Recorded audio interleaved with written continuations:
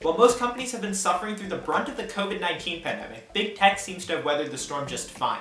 Starting in July, we began to see this year's latest and greatest in technology from companies like Apple, Amazon, Google, and Microsoft.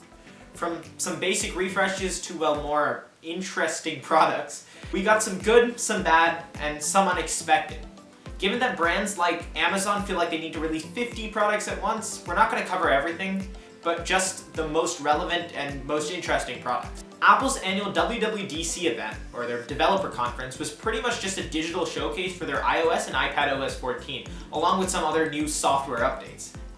iOS and iPadOS 14 are Apple's newest mobile operating system, and they've brought several new features, including the new widgets feature. From basic weather and task notifications to the more complicated widgets that require knowledge of scripting, Apple's widgets have taken the world by storm, being featured in TikToks, Instagram posts, and YouTube videos. For the most part, people have been really surprised by this new feature, except for Android users who have had this for the better part of the 2000s. The new iPad Air seems to replicate the design philosophy of the newer iPad Pros, just at a much lower cost. It appears that Apple is targeting the budget market with this new edition, most likely in the response to most people being at home between school, work, and general social interaction, making a low-cost Apple device for Netflix, Zoom calls, and school really appealing. This year, Apple also released two new Apple Watches, the Apple Watch 6, its flagship, and the Apple Watch SE, the budget-friendly option. The Watch 6, for the most part, is the Watch 5 with a better battery, faster hardware, and a blood oxygen sensor. Now that last one is especially interesting for people who do high-altitude stuff, like mountain climbers, and also during the COVID-19 pandemic, as blood oxygen has been shown to be an early indicator for the COVID-19 disease. The Apple Watch SE, as I mentioned earlier, is a more budget-friendly option, intended to replace the aging and out-of-date Apple Watch 3. It fits somewhere between the Watch 4 and Watch 5, but the main claim to fame is its $279 price tag, compared to the Watch 6's $399 price tag. There's also some new features in the Apple Watch that allow parents to set this up like a smartphone, but with restrictions, preventing use during school hours and only allowing calls to specific contacts.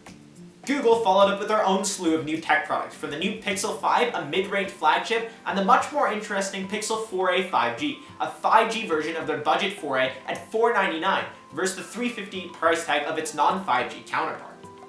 Google also revamped its Chromecast, adding a remote and a skin version of Android TV that they're calling Google TV to the Chromecast. Given its ability to stream 4K 60 FPS video and its updated interface, this makes it a really great device for binging the latest shows and a serious competitor to Amazon's Fire Stick and Roku's lineup at a very competitive $50. Amazon, not to be forgotten, released a slew of new Echo, Ring, and other products during their September event too. The new Echo device includes a rather radical redesign, transitioning to a spherical design rather than the standard disc and cylinder design to accompany the new and improved speakers. But what really shook the world, and by that I mean Twitter, is the new Ring Always Home camera. It's a flying drone with a security camera that goes around your house.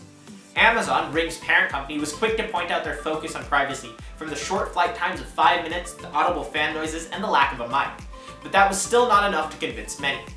Twitter was quick to respond with rather harsh feedback and references to Skynet from the Terminator and sci-fi horror movies, along with the Big Brother reference here and there.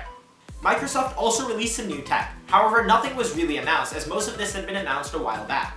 What is more interesting is the new Surface Go, a budget version of their very popular Surface laptop. Built with a smaller 12.4-inch screen and a Chromebook-like specs, this device, like the new iPad Air, seems to focus on people at home, especially students doing online school, who need a solid but cheap compute device. That's a roundup of this year's tech releases, from the interesting and unexpected to the more relevant technology. If you enjoyed the video, please leave a like and consider subscribing to the channel. Thanks for watching.